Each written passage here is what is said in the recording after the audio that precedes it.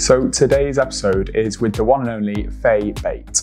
Faye is a good friend of mine. She's a medical student and YouTuber who has racked up a huge following down to her down-to-earth and humorous content about her life as a junior doctor. She's been incredibly honest online about her struggles with body image and binge eating, and that forms the topic of our conversation today.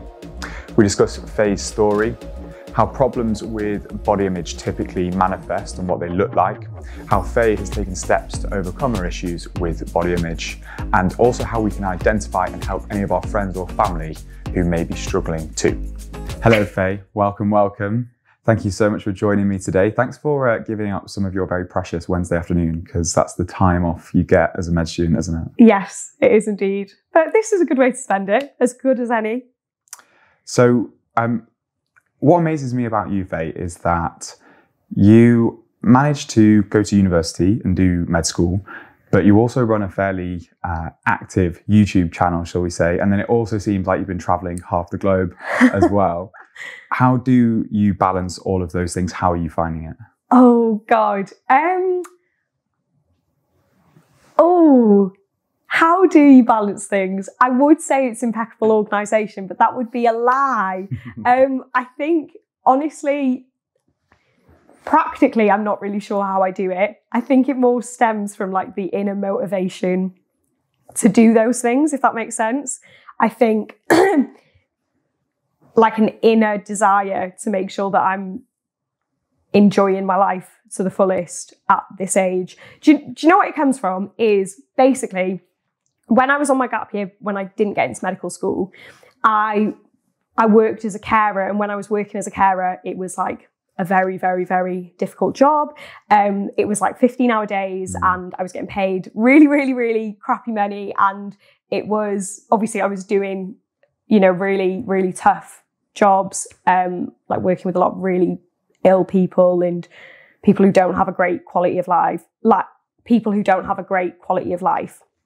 And I think the combination of like working a lot of hours, like I'd leave the house at like 6:30 in the morning and I wouldn't get home until 11 o'clock. And then on top of that, I was resitting my A-levels and like then also seeing people there was people that I'd visit in the morning, I'd go make them their breakfast and then I'd see them again at night and they'd be sat in the same chair watching telly. And like, that was their life. No one came to visit them. They couldn't get up and they couldn't do anything for themselves and they couldn't leave the house. And I remember on my first day, I came home and I just cried and cried and cried. Because I was like, is that all we've got to look forward to? Like when we're older, I think when you're young, you just think that you're just going to live forever and you're just going to have this incredible life surrounded by your friends and traveling. Exactly. And like, it's not like that. Like your health goes, your friends go, your like ability to, your freedom goes. And I think it's that inner desire to make sure that like I am like being grateful and like also utilising every opportunity that I have. And I think I'm going from working full-time, like more than full-time and having a lot of responsibility to then being a student again. Like I just have this newfound appreciation for life as a student. And I think from that, another thing is my mum used to always drill into me like, medical school is going to be so hard, like you're not ready for it. Because my mum's a nurse, but obviously she saw lots of doctors who worked very hard. And I think I'd prepared myself for medical school being so, so, so difficult. I was so ready. I was prepared. And then it actually wasn't as hard as I thought.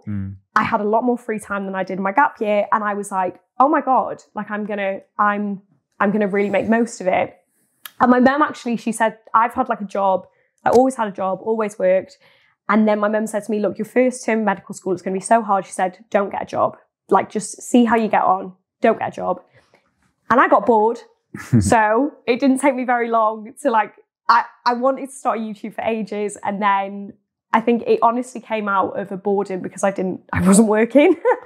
And yeah, then I think I saw people on YouTube, medical students on YouTube, and I felt like I could contribute something different.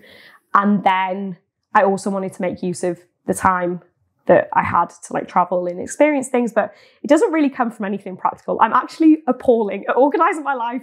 I'm dreadful at spinning the plates, I have no practical tips on how to do that. All I can say is that I think when you know what you want and you have that clear desire to make the most of everything else just kind of falls into place. And it's a little bit chaotic at times, but it's the best sort of chaotic, and I wouldn't have it any other way. Yeah, I think that's really interesting though, in terms of there doesn't always have to be practical tips with it. Like, you know that you had that inner desire to do more than just, I guess, the typical student would do. And I definitely remember my time at uni and why I sort of say, like, hats off to you, because like I was kind of just clinging on to hold on to the lectures and make sure I got like my exams, and other than that I was probably going out occasionally, and like other than that was kind of it. And then I've started to try and do other things as I've gone into the working world and probably grown up a fair amount. But I find it really interesting you talk about the time in the care home, because I did that as well. And like the getting into med school business and all the other stuff you have to do, I'm not a massive fan of a lot of it. And I think a lot of it's kind of tick boxy and stuff, but actually they sort of recommend that you go and do some volunteer work. And I think if more people went and did that as just a prerequisite, I think like places in Scandinavia have a bit more of a better culture when it comes down to like volunteering and looking after the sort of the elderly or disabled people in the community, then the world would be a much better place. No, I completely agree. And also, I think it's a massive thing for like respect for your elders as well, which I think it really... definitely. And also just learning about life. Like, you know, like you said there, like you had this like massive like realization that like life is shit at times and things go pear-shaped. And so your learning from that was, I need to crack on and do everything I can to make sure that my life is what I want it to be. I invited you today for the podcast so we could talk a little bit about something that you do talk about online. I know you're very open about mental health and in particular body image. And so done a little bit of research myself, and there was a survey recently, 8,000 people, and it was kind of shocking. Around 65% of adults and children feel negative or very negative about their body all of the time, which I just think is like completely shocking. What's your experience of body image? When did that become sort of an issue in your life? God, so I actually have a really vivid memory of, I think I was under the age of 10, like definitely under the age of 10, because I was still in primary school. And my mum, we were going on holiday to visit like my mum's family in America. And I said to my mum, I'm just not going to eat for 2 weeks because I know I'll put on weight on holiday. And this was under 10? Under 10. And like my mum was obviously like, no, Faye, that is a very, very, very bad idea. But I think even then, like, I was very aware of my body. That was definitely my earliest memory of having a very difficult relationship with food and my body. And I'm not too sure where it came from, because when I had some therapy last year with like binge eating and just kind of really going into the why I have these negative habits with like my food and eating and whatever. And I said to the therapist, I said, I have no idea where it's come from, because my mum is like the epitome of a healthy relationship with her food, like with food and her body. Like my mum is always saying to me, she's like, a Ferrari can't run without fuel. You need your food. Like my mum is the polar opposite of the Yolanda Hadid mum. Like my mum is, if I haven't eaten, my mum is like trying to feed me up. You know, she's not. She's a feeder. Yeah, like, and she's never been like instilled these bad attitudes with me.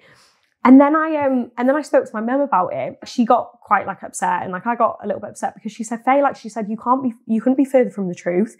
She said, like, you know, I remember when I was your age and I had a dreadful relationship with food. And then my mum was like, I remember there's days when, and I did pick up on it a couple of times when I was home.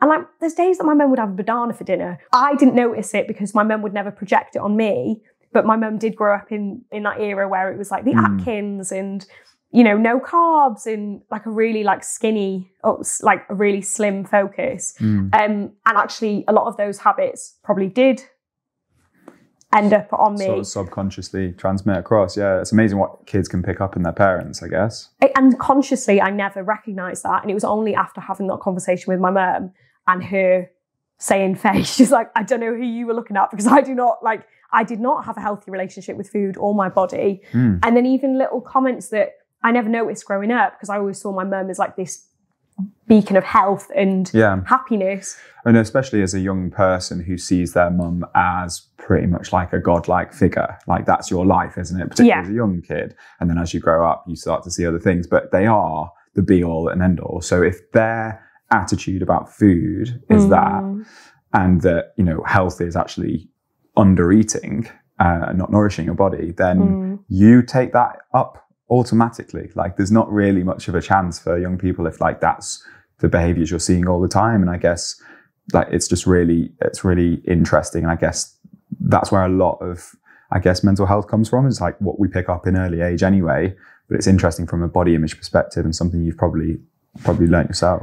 Like, you know, 100% the media has a lot to answer for. There's no two ways about it. But I think it is really important to think about the language that you use around kids. Like I'll be around, say, people who have young children, like who are my age or maybe a little bit older than me, and I'll hear them say certain sentences in front of like their 4-year-old daughter, and I'll think, oh my God, you probably have no idea that she's just heard that. Yeah, or she's and what just she's really taken from that. Exactly. Right?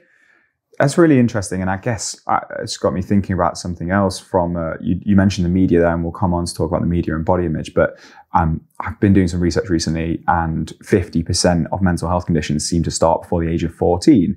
Now, I know people use TikTok a bit earlier now and social media, but I can't imagine that before 14, every kid has had loads of exposure to bad social media or to social media that can cause mental health conditions. So really it does sort of sit with what you're saying there, that yes, the media has a lot to answer for, but there is more to this in mental health crisis, and perhaps a lot of these sort of negative things that we are still picking up from our parents and sort of the world around us before we get to social media age. Yeah, no, I completely agree. And I think it's, how with psychopaths and other different things, I'm not comparing mental illness to psychopaths, but how they say it's like the 3-legged stool. It's like your environment, your genetics, and trauma. They're like the perfect breeding ground for like a psychopath or whatever. As much as mental, that is a terrible analogy. I wouldn't say it's a bad analogy, to be honest. Like I think I think it gets most of the things. Like some people are pregenetically predetermined to have genetics that predispose you, should I say, to mental health. Yeah. Some people have an environment that looks after them. Some people don't. Yeah. And then some people have much more trauma in their life. And I think they are the real like catalysts of poor mental health. And particularly when you're young, you have a very plastic brain. Trauma and all of those other things we've just mentioned affect how it's wired. Yeah. Say with like my ADHD, when I got, again, coming back to my mum, I talk about my mum a lot, but when I got diagnosed with ADHD, they had to do like an interview with my mum to just get a background on like me as a child. And then at the end, the psychiatrist was like, how do you feel, Faye? And I just burst out crying. I was like, it just feels like a final puzzle piece. Like everything just seems to make a lot more sense now. And then they asked my mum, and my mum was like, I feel so guilty. And my mum was so like upset. And then we got off the call with the psychiatrist, and then we just had a call and she was like, I feel so guilty that I didn't notice. And then I said to my mum, I said, you shouldn't feel guilty, because I'm almost certain my mum also has ADHD. Yeah. Which is why I think she didn't notice any of the traits in me that were very ADHD, because that is her to a T. Like my mum is the poster girl for ADHD. And like if you have one parent who has ADHD, you're 60% likely to have ADHD. Okay. So like that's the genetic, component. Yeah, sure. But my mum both my parents are incredible parents. We had a very structured childhood. Playing sport is like a huge part of being able to manage ADHD as a kid. And I was never not doing anything. Every day after school, I had some sort of activity. I had very regular bedtimes, very regular wake-up times, very structured meal times, a loving, caring household. And I think that the reason nothing got picked up on until, like, say, now that I'm in like my 20s, is because my environment was so like structured the manifestations of my ADHD weren't as severe, which was a blessing and a curse because it was a lot later till I got the help that I needed. Maybe got us less support. But exactly. You were put in an environment that actually really fit with your ADHD and allowed you to sort of, really run with it and do the best that you could. Yeah. That's really interesting. I found when I was doing sort of reading before this, a model, like a theoretical framework on body image. And there's sort of 4 different components. I thought it'd be nice to sort of visualize with this framework how your experience of body image was. So the first one in body image in this framework is perceptual. Okay. So that's the way you see yourself. So for someone who doesn't really understand body image or having an issue with body image, like how did you see yourself or how do you see yourself? This is really interesting. I think it took me until my 20s to realise that what I see in the mirror is not a reflection of what I actually look like. It's a reflection of how I feel that day. As in, I can step on, I have a difficult relationship with the scales now. Like I try and weigh myself like not religiously, but just kind of every so often, almost as like a grounding point. Because I think if my body image and my perception are off, sometimes I actually like step on the scales to remind myself, no, Faye, this is your perception talking, not actual reality. Okay. And I know people who have bad body image or eating issues have a different relationship with the scales. And I'm not going to suggest the relationship anyone should have, but that's the relationship I have. Mm-hmm. Anyway, so I will look in the mirror and I will see someone who is very, very, very big. I don't want this language to seem like negative towards other people. Like I don't look at other people and go, oh my God, and think negatively about their body. The only person I think negatively about is myself. But I look in the mirror and I think that I am very, very, very big. And when I was talking about when I was 10, I looked in the mirror and I thought I was very, very, very big. Okay. And then I'd look and I'd go, God, you just look so I think gross. And then I'd step on the scales and I'm exactly the same weight as I was 2 days ago when I felt absolutely incredible or really confident and really happy. And then I think about what had maybe gone on in the past day or what had maybe gone on in the past 2 days. And then I'd normally, only recently, maybe a year ago, I'd normally be able to pinpoint something that happened that made my self-worth low, that suddenly I wasn't thinking, oh, this person acted this way towards me and now I feel low. I was looking in the mirror and I was projecting that on my self-image and going, instead of addressing the actual reason I feel low, I'm going to say that I feel low because I look fat, essentially. It's really interesting that you've spotted now that it's something potentially that's led to you to feeling different or low in self-esteem, or something has gotten onto your nerves, or there's something in your mind that then changes the way you actually see yourself.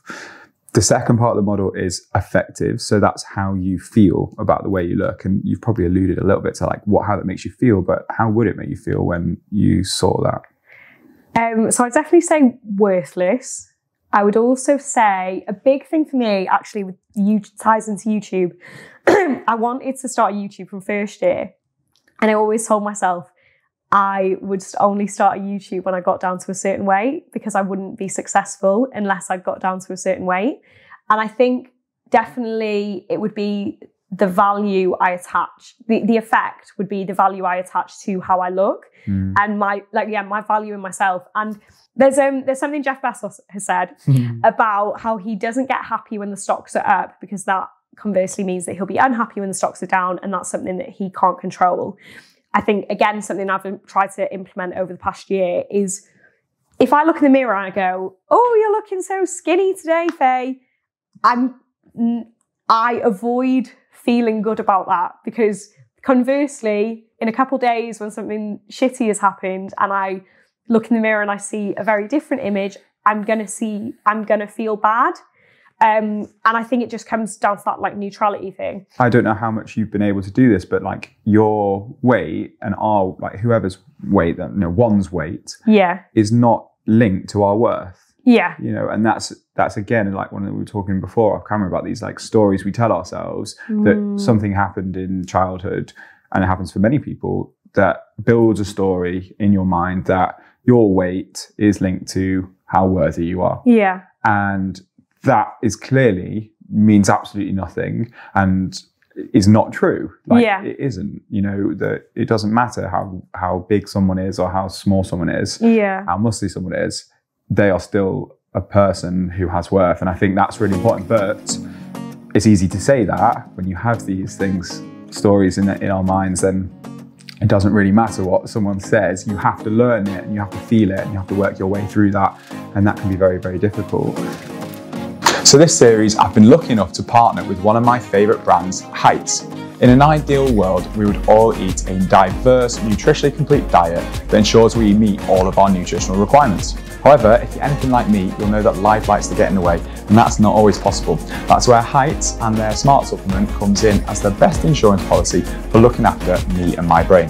The Smart Supplement consists of just 2 easy capsules taken every day and has been formulated by neuroscientist Dr. Tara Swart and dietitian Sophie Medlin. The all-vegan capsules are packed with 20 essential vitamins, minerals, antioxidants and healthy fats, which are designed to support your brain, nervous system, immune system, and even your sleep. I personally noticed an improvement in my focus, boosting my energy levels. I'm more motivated than ever on my goals, and I even make it to the gym more often when I take Heights. So if you want to get started with brain care, Heights are giving all of my listeners a 15% off your first quarterly subscription with the code StraightTalking. Head to yourheights.com and use the code StraightTalking and start taking care of your brain and body today. So that's really interesting. We've done the perceptual and affective, and the third one of the model is cognitive. So that's like your thoughts and beliefs about your body. Do you remember having any very strong sort of thoughts and beliefs that you held about your sort of body image in a negative way? Definitely the main one, and I still get this one a lot, that I will not be successful unless I lose weight. That's a big one. That no one will love me if I don't lose weight. That if I'm with someone, they will find someone they prefer if I don't lose weight. Wow. I'll look at girls and I'll think, how can my boyfriend find me attractive when there are girls who look like that? And I hope that they're much less of a thing for you now. Yeah, and like 100%. From speaking to you, that's probably quite clear. But like I said before, they're hard to get rid of, right? They're quite shackling. Yeah, no, definitely. I think it's really important to recognise how horrible they are. And that's half the battle, but it doesn't solve the issue, because I think when it's like breaking the cycle of those thought patterns, because as soon as you go down those thought patterns, it's very hard to snap yourself out, because you're so used to travelling down that road. But actually what is really powerful is when you do start to snap yourself out, it does get easier and easier. Yeah. But yeah, like, God, body image issues and eating issues are so difficult, because you have to eat to live. You have to eat, so it's linked to food, isn't it? And so you know, normally someone would have 3 meals a day. You can't just not eat, you know, and you will have to be faced with food, you know, as you said, like usually about 3 times a day. Yeah. And every single time you sit down to eat a meal, it's like a battle. Or every time you get changed, it's a battle. Like, it's the trigger, isn't it? Yeah, no, exactly. It's one of the many triggers for, you know, the negative cycles to start again. And finally, behavioural. So that's the last part of this framework. But was there anything that you would do in particular to sort of negate these sort of thoughts you're having and beliefs you're having? The worst one for me is like the binge restrict cycle. I reckon I was in a continuous binge restrict cycle, probably, like, seriously, from the age of like 13 till last year. So that is a solid decade, I would say. And I would say before that, so like when I said before the age of like 10, whatever, I remember my mum would go watch my brother's rugby games, and I really vividly remember it again in primary school. And like, say I would have like tried not to eat the day before and like just challenged myself, like, let's just not eat today because you're looking a little bit podgy, 8-year-old Faye. And then my mum would go off to watch my brother's rugby games. Well, maybe I wasn't 8, maybe 9, 10. She'd leave me at home alone in the house. And you know, like those little tubs from Tesco or like Asda or whatever, with like the mini caramel shortbreads, like the little squares, Yeah, they're good. I'd eat the whole pack. But obviously it's like, because I'd eat the whole pack, I'd eat I'd find whatever I could in the cupboard, like maybe like a pack of walnuts, whatever, because I was just so ravenous. Yeah. And that, I know someone might be watching this or listening and going, you were a kid, like you ate a whole pack of caramel shortbreads, like it's not that big a deal. It's not that. And I think what really struck a chord with me when we had like our binge eating lecture in uni was that it's not the amount that you eat, it's not what you eat, it's the feeling of like being out of control. And it was like that, because I remember I'd go to the kitchen, I'd go, I'm going to have one, I'm going to treat myself to one, okay? I'd eat one, I'd go back in the living room, and then I would be like, stop, like I felt as if I couldn't control myself. And again, someone's going to be listening going, we all feel like that around caramel shortbread. No, I get that, but it's the mental torment. Like when I'm in like a binge, it feels like I am mentally tormenting myself. It feels like I'm completely out of control. It feels like someone's possessed me. What are the thoughts going through your head when you're doing that? Like, you know, like you clearly still know that this is going to probably make you feel worse in the long run. Yeah. What is like the prevailing thought that like makes you carry on doing that? Shame. I think it's like, I feel ashamed of myself. I feel like, why the hell do you not have the discipline to just not eat this? And then those negative feelings make me comfort eat. To make myself feel better. Food gives you the comfort. Yeah. In that. Yeah. So and then it's just a cycle, and then I feel like it'll be to the point where it doesn't matter what I'm eating. I can feel physically sick. Like I will feel like I'm so full I can't move. The food isn't even enjoyable, and it's almost like, really interestingly, I actually think it's almost like it's a form of self-harm.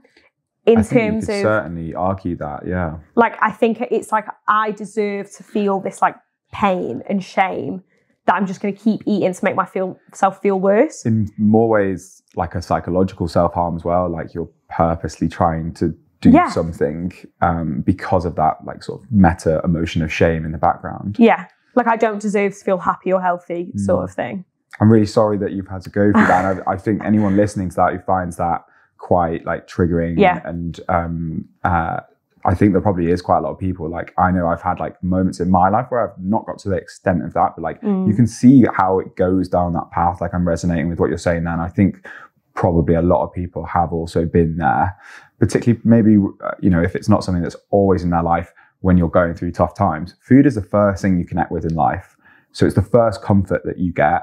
So when you're stressed, I know I overeat when I'm stressed. Not to the extent I wouldn't say I've got a problem with like food, but I know that it's intrinsically linked. You go for food, your diet goes out the window, and you start making poor choices. So when you're upset, the same things can happen. So what I'm trying to say is that if anyone is triggered, then feel free to reach out to me or Faye, and you know, be sure to field any thoughts. Yeah.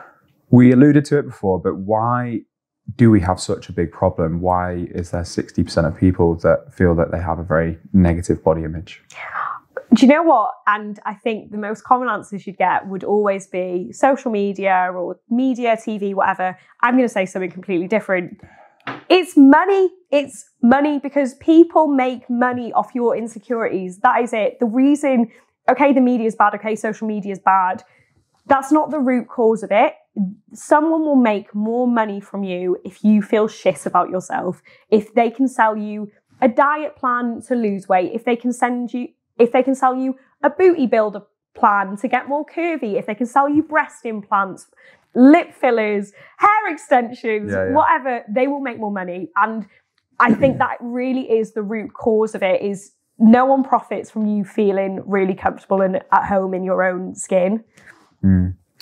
And that comes a big thing I've been thinking about recently as well. Heard it on a Blind Boy podcast as well. I don't know if anyone listens to Blind Boy, but he does amazing podcasts.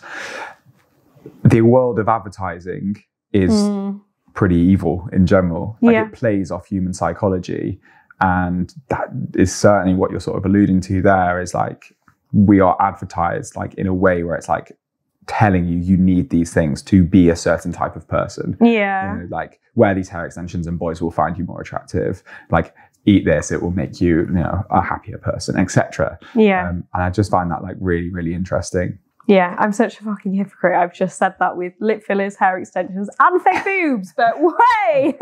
It's working for you, though. Yeah. It's working on you, isn't it?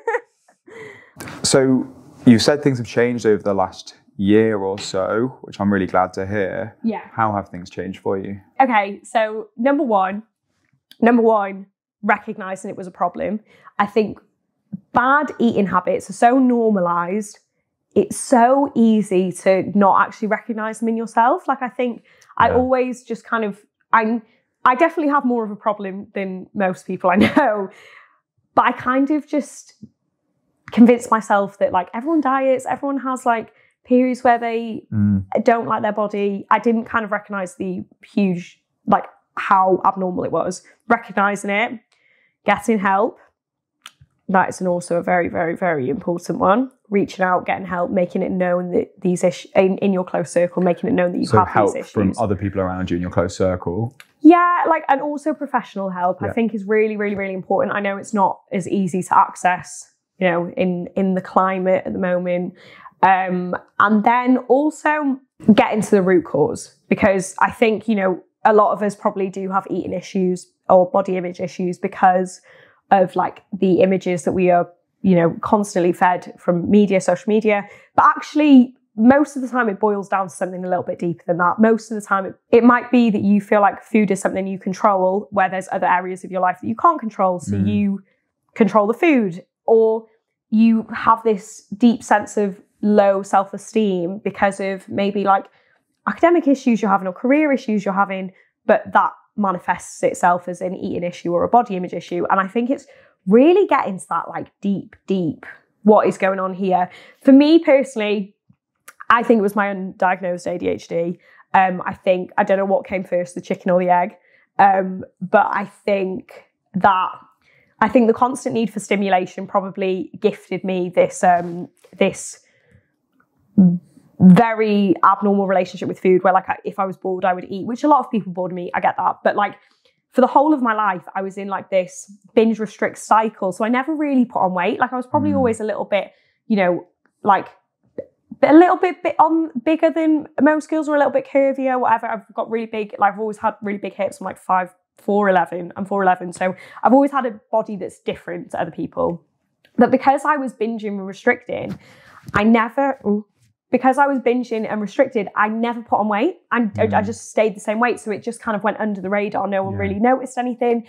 And then last summer was a really difficult summer for me. A lot of things happened that like just kind of like flipped my life on its head. And suddenly the restriction was gone, but the binging was there. And in the space of 2 months, everything just caught up on me, and I put on about 2 stone, which, you know, I think that was the beginning of me going, Faye, you need to really sort this out. Yeah. Because, and I'm so grateful it happened, because it made me realize I had a problem and the restriction stopped. And I think the first step, if you're in a binge restrict cycle, is stopping the restriction. And you probably will put on weight and it probably will be scary, but that is a small price to pay for the your long-term health and your long-term healthy relationship with food. So the restriction ended. So I realized I had a problem. Restriction ended, but putting on 2 stone in 2 months is tough. And tough for anyone. Watching my body change in that quick was so hard. And I think where I'd already gone, like there was 3 really traumatic things that happened last summer that were just very hard to process. I sought comfort in food. And then on top of that, I watched my body completely change. It was a 1 step backwards for 2 steps forward moment. It was a very rude awakening, but it was very much needed. It's a really nice way to sort of like, those points I think are really important for anyone particularly going through this. But like how like now your relationship is fairly healthy with food? Oh, I have like bad days. 100% I have bad days. It's the days where I just like hear this little niggling voice going, why don't you just not eat anything till dinner? And then I'll go, no, because if we don't eat anything till dinner, we will eat an entire loaf of bread instead of a healthy, nutritious meal. Whereas if we eat a nice balanced breakfast with our protein, carbs and our fats, you know, and also include like something that you want, a nice lunch and nice dinner. So practical tips for having a good relationship with food. I think I really love like the add-on method. So say if you're craving like a Kit Kat, yeah, but you're craving a chocolate bar, yeah? Instead of saying I cannot have that chocolate bar, because in the end your brain is going to win and you're going to want that, you're going to eat that chocolate bar. You have that chocolate bar, so you have your chocolate bar, then you add on like an apple and then maybe like some peanut butter or like something like a carb, a fat, and like some sort of protein source or whatever. So it's more of like a complete, you've got the nutrition, but you've also got that thing that's going to satiate your brain and your need for something like sweet or what you actually want. Love that. Love always having like a balanced carbs, proteins, fats, and including like fruits and veg in every single meal, volume eating, you know, but not cutting out the things that you actually really want. If you want something salty, incorporate it. You've got to be sensible, I guess, with like diet, but like if you over restrict, you're right. Like your brain will just come back and bite you, and you'll eat more the next day, or you'll actually end up eating the whole thing of biscuits that you had hidden rather than getting the chocolate bar out of the fridge that you wanted. I also really like what you said, and I think it's kind of like a more deeper point about finding the root cause. And I always wonder, like, social media does get a bad rep. And I do think it plays a big role in this, and media in general, and just like, you know, sort of, you know, unrealistic beauty standards that have been perpetuated for many, many years, from much earlier than the birth of social media. I also think on the flip side of it, social media also can do a lot of good. And there's been a bit of a renaissance from that perspective. And I think you're pretty good at doing that online, like spreading this body positivity and generally just helping people understand these things. And now a lot of people do follow body positivity influencers. So where do you see the role for social media from a positive perspective? I think in creating communities of people who have had similar experiences. Obviously, we've seen the negative impacts that has had, e.g., you know, Tumblr, where it was like really promoting a lot of really negative habits. But I think in having a community of people that just resonate with what you're saying, even I find that so comforting. If I remember the first time I posted anything about like feeling uncomfortable in my own skin, and I found it really difficult to post. And then people who were saying, no, like, it's like you're, you know, reading a page out of my diary, like I feel like that really resonates with me. I found that so comforting. And also, I don't know, it almost motivated me to be like, right, I want to work out what works for me in breaking this cycle so that I can also like share that. So, and yeah, having that community is very supportive. I think also, you know, promoting diversity in terms of the media that we consume. I think I really like, I think body positivity is something that has a natural consequence of like the era of very like thin models, etc. But I think what's coming from body positivity now with body neutrality is so much more powerful. I think, say with body positivity, I think we kind of associated that with actually just one size as well. And I always think as well, so people always think that like Kim Kardashian was like the antichrist of like the Paris Hilton era, yeah? And I think no, like they are both very unrealistic standards. You have someone who is, okay, like she might be a little bit curvier, but all those curves are in exactly the right places. You know, that's also not realistic. And I think just not saying curvy girls are in right now, or like body positivity represents one type of girl, or like, and slim girls are out, and Kendall Jenner's a bag of bones, and like, you know, like it's not about that. It's about respecting our bodies for digesting our food and like being able to form human beings and all the things that our bodies do that have absolutely nothing to do with the way that we look, but having that respect, but not placing a value on it, whether you are a big girl, a small girl, a tall girl, like, you know. I love that concept, body neutrality. I think having a deeper understanding of like what the body does for you, like it's pretty special, and having a bit of self-love and trying to bring that in and takes the power hopefully away from this like, you know, potentially really negative thing, which is all about image.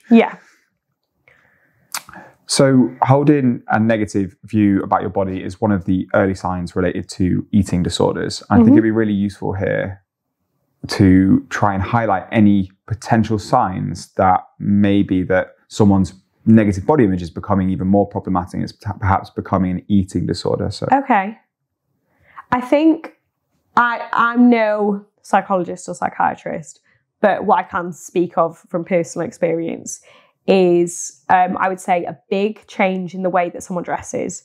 The clothes that I wear when I feel bad about my body, like I noticed a really significant change in between that period where when I put on 2 stone. There was honestly about a 4-month period where I didn't really wear anything other than a baggy hoodie and leggings, nothing else, because I didn't feel confident in it. And even on nights out, like I just felt horrific. Like I wouldn't even, like I'd wear like a pair of jeans and like a long sleeve top because I couldn't bear to wear any of the stuff that I used to wear. So I think a big change in like the way someone dresses. I think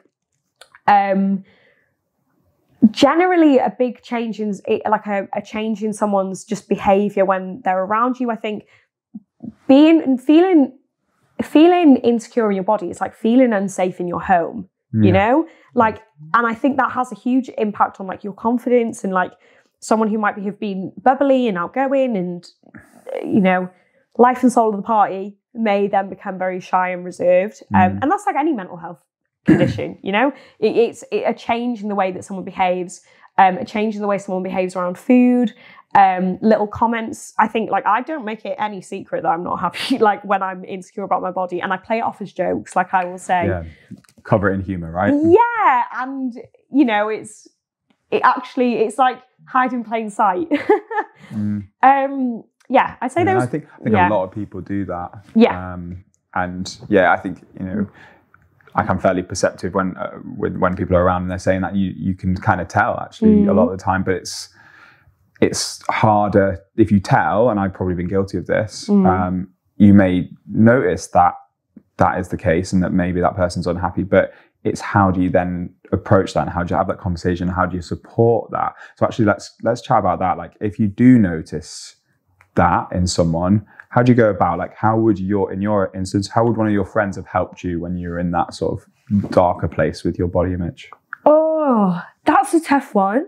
That's a really, really, really tough one, because I actually don't know if I would have been ready to be helped, because I don't actually know if I recognised that there was an issue at that point. I recognised I was unhappy. Yeah. But I don't know if I recognised there was an issue. I think as well, you've got to be careful of not coming off as like fake. I feel like as humans, we don't give ourselves enough credit for how easily we can spot when someone is lying to us. Yeah. So I think if you notice that someone's feeling insecure about their body and you suddenly go in with, I really love that hoodie and legging combo you're wearing today. Like, you're going to be like, no, you don't. You just know that I feel shit about myself and you're saying anything to make me feel good. And it's like, I understand that's done in the best possible, with the best possible intentions, but it's not going to help. I think boosting the confidence of your friends by giving meaningful compliments that you genuinely believe. Yeah. So like, you know, I think you can boost someone's self-esteem without like pulling things out of thin air. I think if you know, there's going to be one day that your friend who doesn't feel that great about themselves is going to come out wearing a nice pair of earrings, or their hair's going to look really nice, or like they might have done something. Again, it doesn't have to be related to their appearance. It can be related to... Yeah, it could be a more deep compliment about like, I really value you as a friend, and like, you know, you've been wonderful at your job recently, or whatever it is. Like, you can think of something, I'm sure, if you've got good friends. And... No, exactly. If you're friends with them, you're friends with them for a reason. Exactly. So there's going to be something that you like about them. And I think just genuine compliments to like really kind of build their self-esteem until you feel like you're at a point where you can, if something does happen, that you can say, hey, like, you know, how's it going? You know, what is going on in here? Like, should we just deep dive? But it has to be like an appropriate moment. It shouldn't be like forced, you know? Yeah. Wonderful. Thank you so much, Faye. It's been wonderful. Thank you so much for listening. I hope you enjoyed the podcast today. It is staggering how many people are affected with issues around body image, so I'm sure that Faye's advice will be really helpful. If you do enjoy the podcast, please do subscribe and follow, and share with anyone who you think may like too. See you next week.